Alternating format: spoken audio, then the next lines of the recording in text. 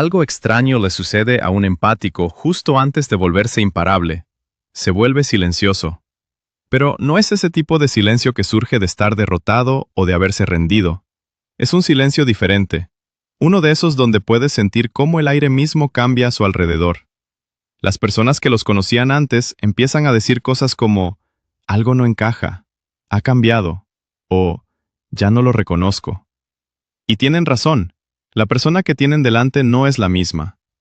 Porque el empático que alcanza esta etapa final ha pasado por una transformación psicológica tan completa que el ser humano que emerge opera en una frecuencia totalmente distinta a la del que entró. Carl Jung estudió esta transformación a lo largo de décadas de trabajo clínico, y lo que encontró le hizo replantearse todo lo que creía sobre la sensibilidad, el poder, y lo que ocurre cuando alguien que ha pasado su vida sintiéndolo todo, finalmente aprende a convertir ese sentimiento en algo contra lo que el mundo no tiene defensa.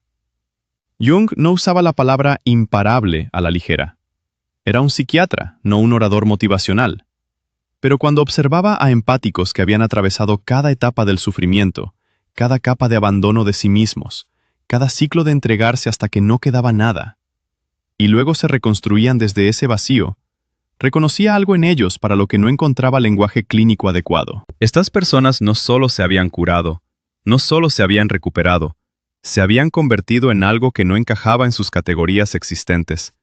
Poseían una combinación de percepción profunda y una posesión absoluta de sí mismos que los hacía funcionalmente inmunes a las dinámicas que antes los destruían. Podían seguir sintiéndolo todo, pero nada podía moverlos de su centro. Y esa paradoja, sensibilidad total con estabilidad total, es lo que Jung reconoció como la etapa final. Para entender qué hace que esta etapa sea diferente, hay que comprender el viaje completo que Jung observó. La etapa final no aparece de la nada, se construye sobre cada cosa dolorosa que vino antes. Jung vio a los empáticos moverse a través de una progresión que, desde fuera, parecía un desastre en cámara lenta. La primera etapa era la absorción inconsciente, donde el empático ni siquiera sabía que estaba absorbiendo la realidad emocional de todos los demás. Solo pensaban que la vida era abrumadora y que algo estaba fundamentalmente mal en ellos. La segunda etapa era el despertar al patrón. Aquí es donde están la mayoría de los empáticos hoy. Han aprendido el lenguaje, entienden que han estado rescatando, complaciendo a la gente y abandonándose a sí mismos. La tercera etapa es el intento de límites. El empático empieza a decir que no, a intentar protegerse. Pero esta etapa es desordenada porque ponen límites desde el miedo y el agotamiento, no desde una autoridad interior genuina. Levantan muros porque están asustados, no porque sean soberanos. Y el mundo siente la diferencia. Los muros construidos desde el miedo invitan a ser probados. Los límites establecidos desde la soberanía invitan al respeto. La mayoría de los empáticos quedan atrapados en un bucle entre estas etapas durante décadas. Entienden el patrón, intentan poner límites, son arrastrados de nuevo. Se convierte en un ciclo que parece crecimiento, pero es solo repetición con un mejor vocabulario. Jung identificó exactamente qué los mantenía estancados. El elemento faltante no era el conocimiento, ni siquiera la curación tradicional. El elemento faltante era lo que Jung llamó la muerte del ego, seguida de una reconstrucción desde el sí mismo en lugar de hacerlo desde la herida. Aquí es donde debemos ser valientes para mirar la verdad. La mayoría de los empáticos, incluso aquellos que han pasado años en terapia o en caminos espirituales, siguen operando desde su herida. Su identidad entera está organizada alrededor de ser el sensible, el sanador, aquel que comprende por qué ha sido lastimado. Incluso su viaje de sanación se convierte en una extensión de esa identidad herida. Se definen como el empático que está aprendiendo a poner límites, o el empático que se recupera de un abuso narcisista. La herida sigue siendo su centro de gravedad. Todo orbita alrededor de ella. Jung observó que mientras la herida sea el sol de tu sistema solar psicológico, puedes crecer alrededor de ella. Puedes desarrollar estrategias de afrontamiento y gran conciencia, pero jamás podrás trascenderla. No puedes trascender algo alrededor de lo cual todavía estás organizado. La etapa final, esa que Jung llamó imparable, requiere algo que la mayoría de los empáticos resisten con todas sus fuerzas. Requiere la muerte completa de la identidad de la herida. No se trata de sanar la herida, ni de entenderla, ni siquiera de perdonarla. Se trata de dejar que la herida deje de ser el principio organizador de quién eres. Jung vio esto suceder en ciertos pacientes y lo describió como lo más aterrador y liberador que un ser humano puede experimentar. Porque cuando tu identidad muere, incluso esa identidad construida sobre la sanación, hay un periodo en el que eres genuinamente nada. No sabes quién eres. El viejo yo se ha ido y el nuevo yo no se ha formado. Estás parado en un vacío absoluto. Y es en ese vacío donde la mayoría de los empáticos dan media vuelta y huyen. Sienten el vacío y entran en pánico. Se aferran a la vieja identidad porque, al menos, era familiar. Al menos, ser el empático herido les daba un papel, una comunidad, una historia y un propósito.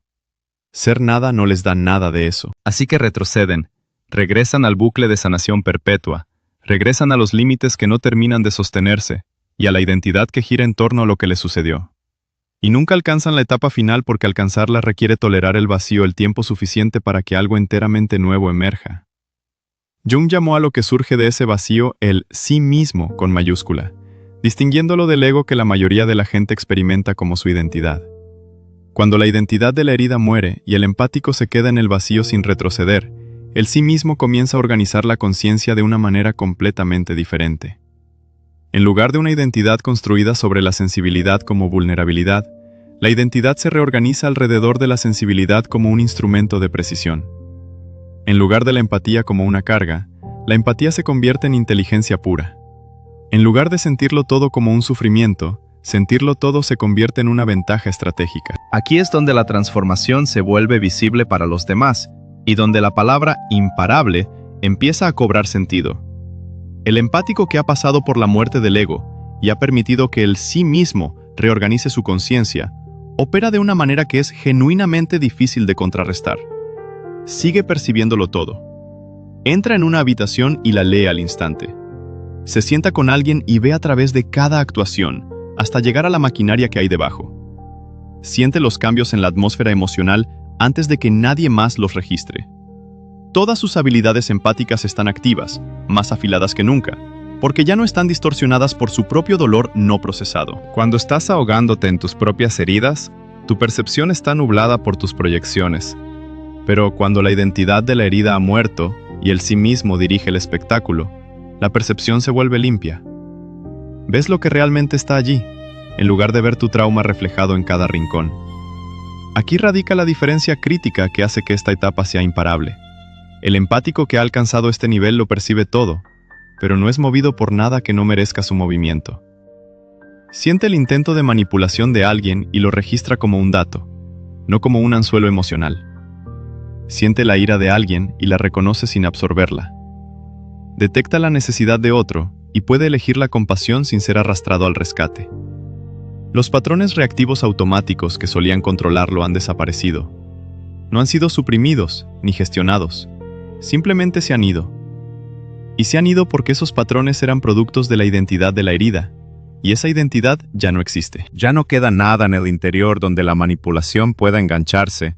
No hay una herida de abandono que activar, no hay una necesidad de aprobación que explotar, no hay un mecanismo de culpa que encender. Toda la infraestructura que hacía que el empático fuera controlable ha sido desmantelada, no a través de la fuerza de voluntad, sino a través de la muerte del yo que la contenía. Jung encontraba esto fascinante porque resolvía una paradoja que le había preocupado durante años. ¿Cómo puede alguien sentir profundamente y permanecer estable? En sus primeros trabajos, Jung casi había aceptado que el sentimiento profundo y la estabilidad psicológica estaban inversamente relacionados. Cuanto más sentías, menos castigado o enraizado podías estar. Pero estos empáticos post-transformación demostraron que estaba equivocado. Sentían más que nadie en la habitación, y simultáneamente eran las personas más centradas presentes.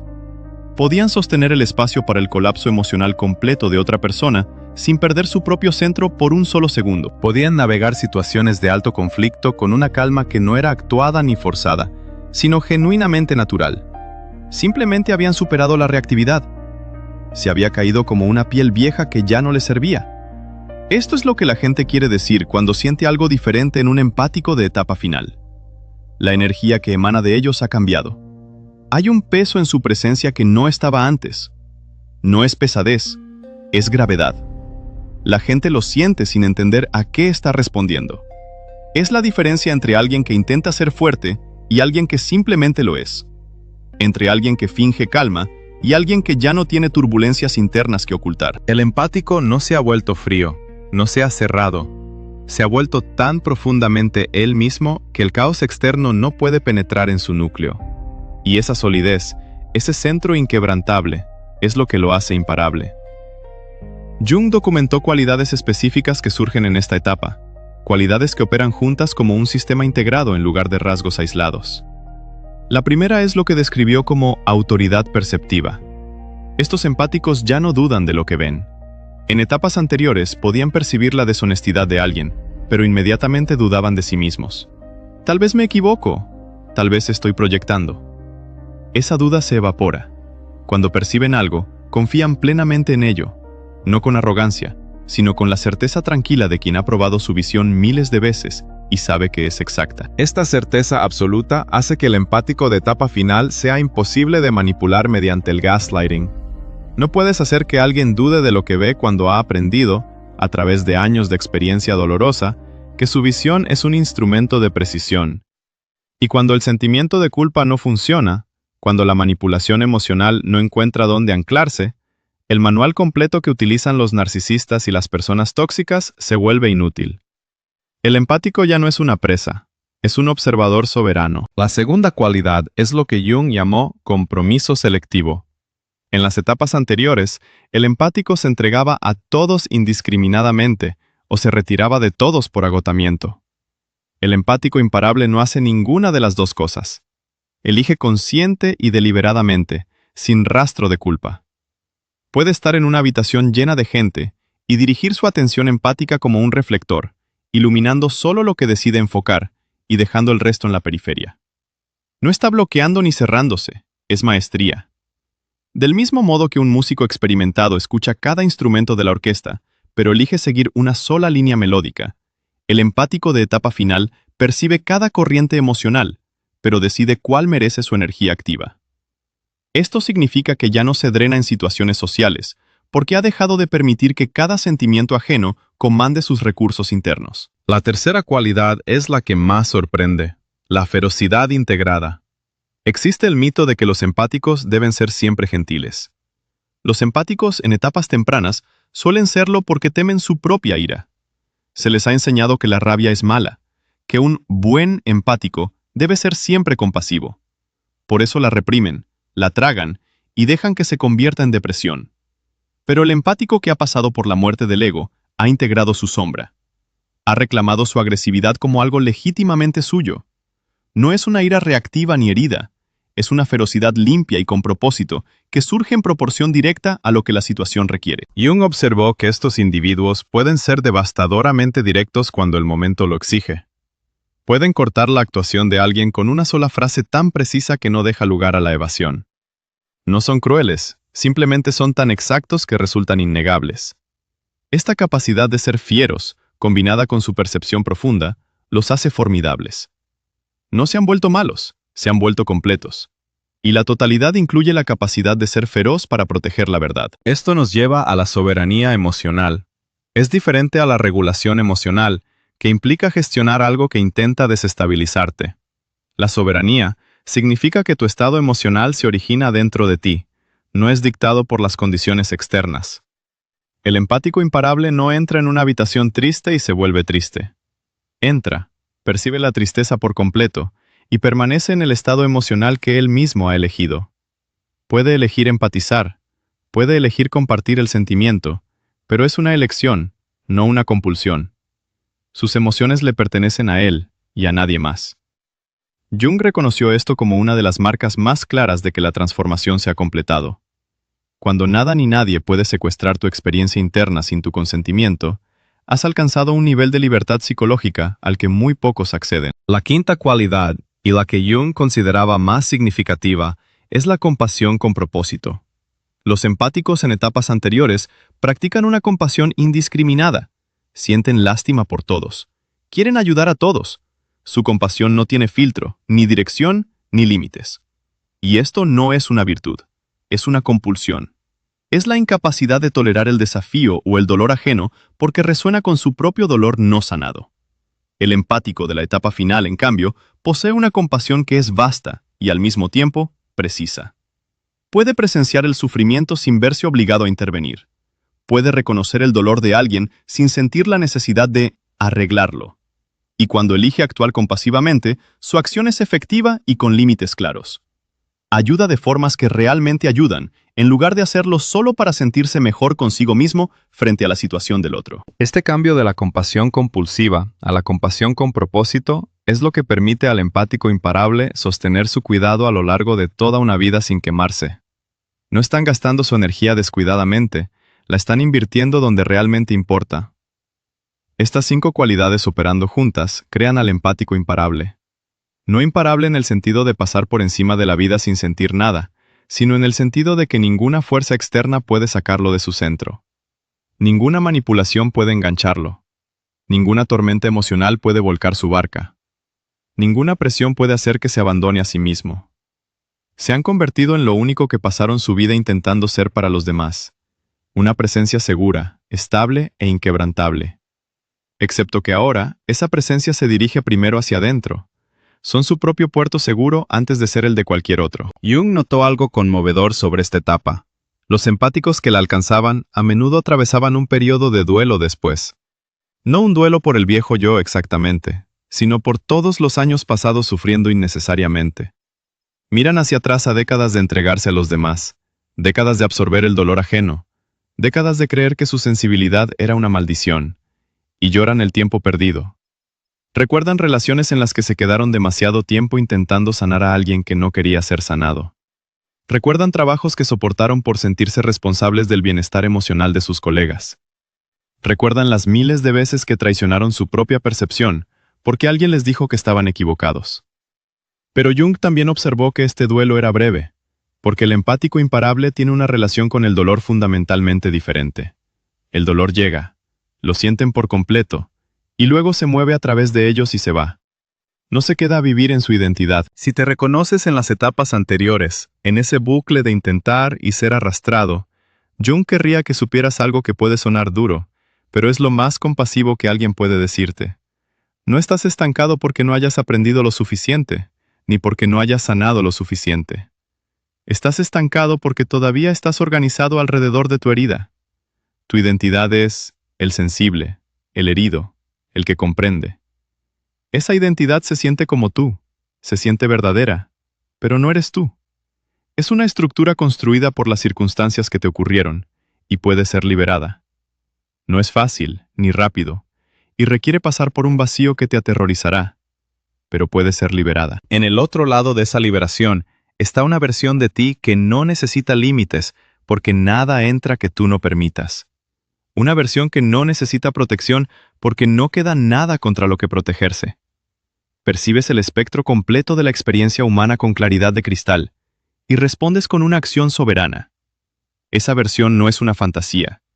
Jung la vio emerger en paciente tras paciente que estuvo dispuesto a dejar morir al viejo yo por completo. La palabra clave es completamente.